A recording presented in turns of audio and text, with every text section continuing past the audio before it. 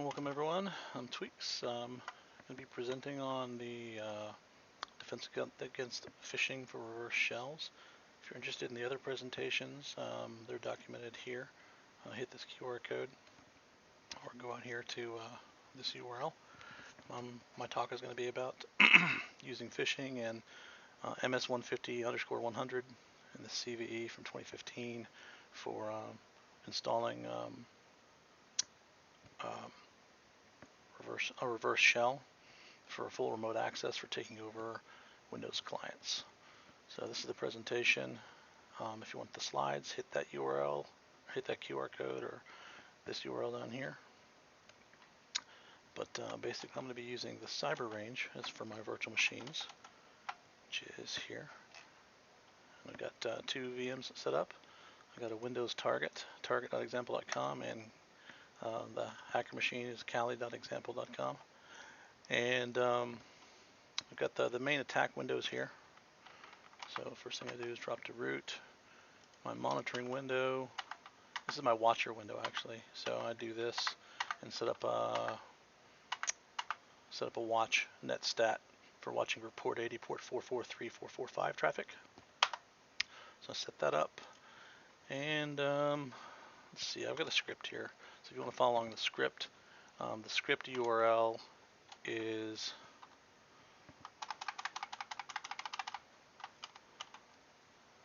it's in the slide deck. If you go to the slide deck, you can pull down the script URL, or go to this URL here to take you to the Google Drive, and you can see my presentation is right here, and the script URL is this text file, this command line HOWTO. So that's what I'm going to be working from. So this is the basic flow of this attack. You get your IP address for your Kali machine out on the cloud. Start up Microsoft metasploit MSF console. You use the MS-150 MS-15100 vulnerability. Set up the payload and all the variables that go with that for pointing to the file, and then launch the attack.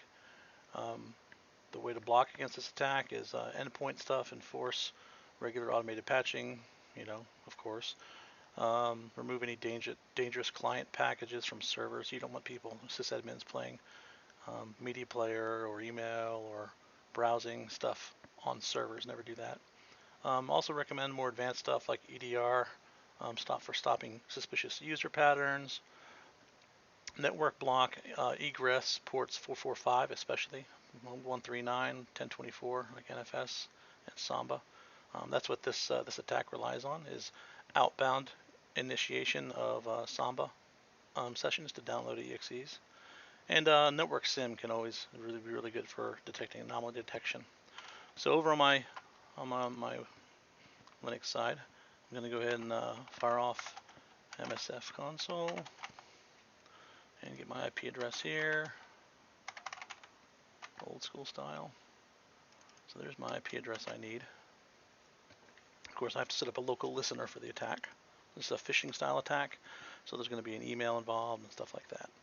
So first thing you need to find is the exploit. So search MS-150_100, I think, about MCL-EXE, MC, I'm making an idiot of myself here. It's MCL, I'm going to go to my script, that's why I have a script. There we go, MCL-EXE, MCL-EXE, oh maybe not, go search for it. I'll just use it. MCL_EXE. Huh.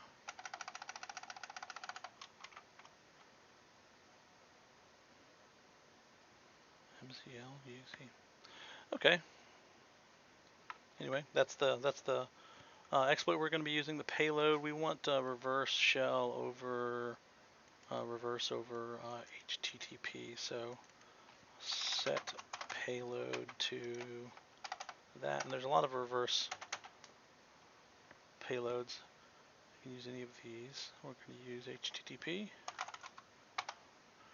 And then go ahead and show options.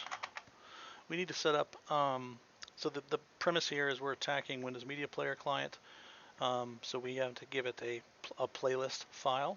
That playlist file is going to contain a Samba mapping back to an exe on our system. So this is hosted by port 80 Apache on my system. I'm going to set that up here in a second. And this is the exe that the playlist points to.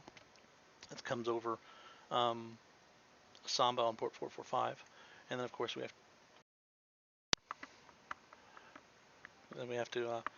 to set up the server host to make sure that's valid. And it's going to be coming over 445. And now this is the actual reverse listener itself.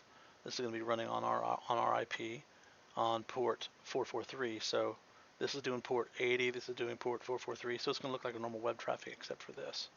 So we need to go ahead and set lhost just so I don't get any typos. I'm going to follow my own recommendations here.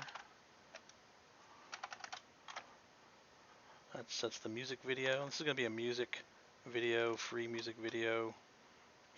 YouTube music subscription type thing. Okay, that sets the pointers to those two things. Server host. So let me get my IP again. SRV host. Okay, so that should be good. Port 45 is good. lhost is good. Lport is 443. Let me do another show options. Looks good. All the requireds are done. Okay, so I think that's good. Let's go ahead and run the exploit, which is just going to set up the listener and the payload and stuff. So we run the exploit. This is the file that it generated on the fly that we're going to have to host on Apache. So I'm going to copy that and then sudo over here and set up Apache ports is what we want. We want to bind this to our IPv4. So if this says just 80, change this to ***80 and then save this file because that's what's going to give you IPv4 binding. I think that's new with Apache. Used to have to do that, but at least I've had to do that the last few times. And then of course do a systemctl restart Apache service 2. You'll see we're seeing, oh yeah, I should have looked up here. As soon as we set up Apache, we see the port 80 binding. And this just means it's binding to IPv6 and v4. And this shows us the Ruby bindings from metasploit and meterpreter actually. That's actually, here's the actual listener itself. So this is the Samba file serving this exe. And this is the listener for the reverse shell. So it looks like we're all set up. We need to copy that file into place.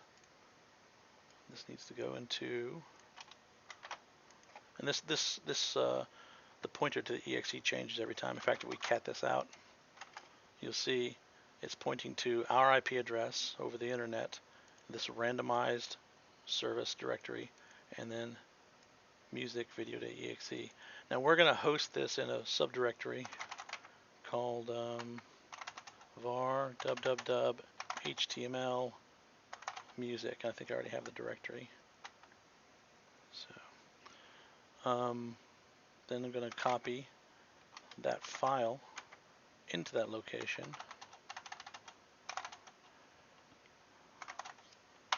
So now that music is hosted there.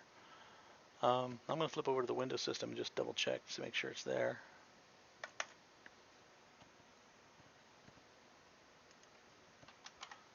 There it is, 86. Okay, that's the Apache Debian default. So if we go to /music, we should see that. There it is. There's the file we just created. That's the playlist that contains the payload. All right, this is a phishing simulation. So I've got a phishing email here. If we look at this, then it's like You know, they're trying to change your behavior either through fear or urgency. So this is an urgency. Say, hey, Harry P. This is Harry Potter. For a limited time, YouTube Music is offering our top influencers a big lifetime gratis YouTube Music account. And you are one of the lucky ones. Sounds a little strange. We got some typos in this. Doing the needful. Yeah, okay, this is not coming from YouTube. The music video here, if you have mouse over, it goes out to our 10.1/music, goes right to the MCL file. So you only click that, and it would be serviced depending on the browser and what your settings are. But we're going to take a closer look at that. Let's go back here and download this. Save link as. Let's put it on the desktop so we can see it. Yep, that's definitely a Windows Media file. It identifies as a playlist. So we double click on this, and right off the bat, hey, do you want to run this thing? Of course, most users are going to click yes, go ahead and run this thing. We flip back over here and we see, oh, we just got a connection on 445 and 443, established connections. This came in from the student user over Samba using NTVLM2 hash. Here's the hash. That might be useful in some of the presentations later tonight. And so from this point, we've got an active session. So since this is going to be using Meterpreter, we're in MSF console right now. We do a sessions listing, and we see we have one Meterpreter session. So let's go ahead and activate that, jump into that, go to interactive on session 1, session ID 1, and here we go. We've got an active session now. We do a help, and this is all the things we can do, everything from killing processes on their machine, network ARP stuff, key scans, key scan start, stop, take control of mouse, screenshots, webcams, play audio files. Let's get system. I think that's privilege escalation. I don't think I'm set up for that yet, but from here you could do privilege escalation. These failed here, but there's other privilege escalation things you can do. But this basically got us in. So if we do a info or sysinfo rather, this will tell us exactly what the system is. We can do a show mount. Let's take a look at the hard drive. Let's go ahead and pop a shell. Pop a shell. We're on the system. This is live. So BD CD backslash. We had the student users, the user named student before. Oh, they don't have command line completion, so that's a bit of a pain. No history either, but CD users student. There you go. I'm in the student home directory. CD desktop. I'm going to flip over here to the target I'm on right now. So this is the target I'm on. I'm going to minimize this. So it's running. I'll pull this out and shrink it down so we can see exactly what we're doing. So this is the live Windows system we're actually on right now. Just to show you, there's nothing up my sleeves.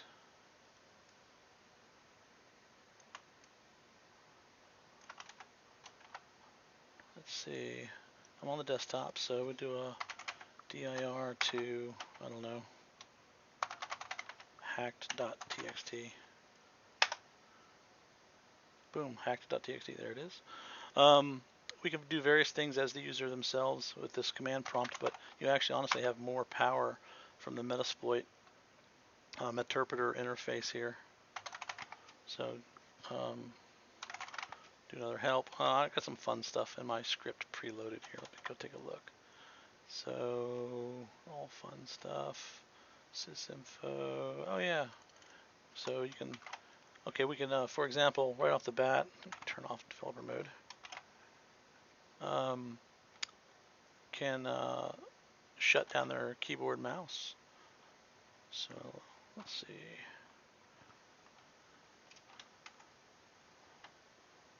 I think that's called UICTL, yeah. That's it. UICTL, disable mouse, keyboard, or all. Let's do both. Okay, disable the mouse and keyboard. They can no longer do anything. Okay, so you can lock them out of their own from doing anything in the GUI with their keyboard and mouse. That's marginally useful because it also disables your ability to send keystrokes to the system. So I'm going to re-enable that.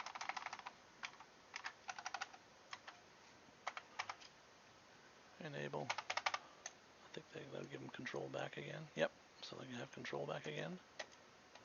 What did I just do? Oops. I may have messed something up here. Let's go ahead and do some other fun stuff. Got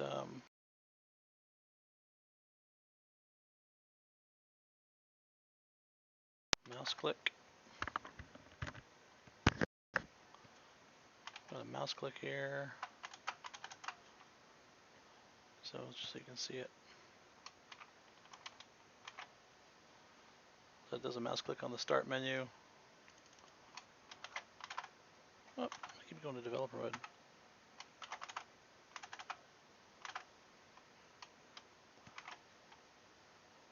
cmd.exe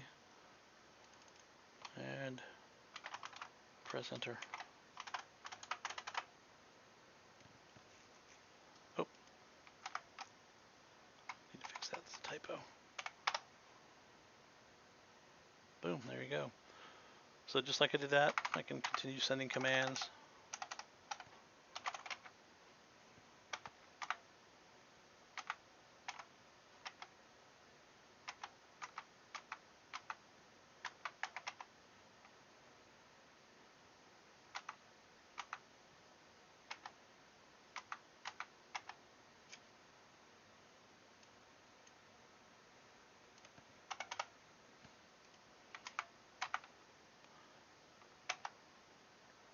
Sent the dir command, hit enter.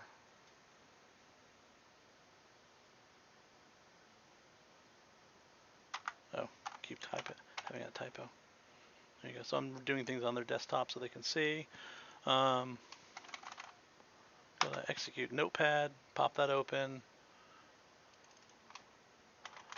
put a scary message on the desktop. So you're pwned. So the main vectors through the stack were, of course, phishing, human interactions, but there are several things you could do to stop this. So the big things, I'll go back to my presentation here, my slides, if I still have them up. Here we go. So that's the attack overview, but defending, so endpoint, patching, client software, removing dangerous client packages from servers, you know, email. I've seen sysadmins reading emails on people's servers. That's bad news. Browsing. People need to browse once in a while, but you should be testing all your testing and downloading in production in a dev or QA staging environments, not production. Various network clients, user network clients, media players, stuff like that. Should remove all those and have GPOs against them on servers. Endpoint detection and response to stop suspicious actions and patterns. You see people doing strange things that violate your network security policies. Get rid of those. The SIMs really crank it up a notch, so that can help you do an anomaly detection.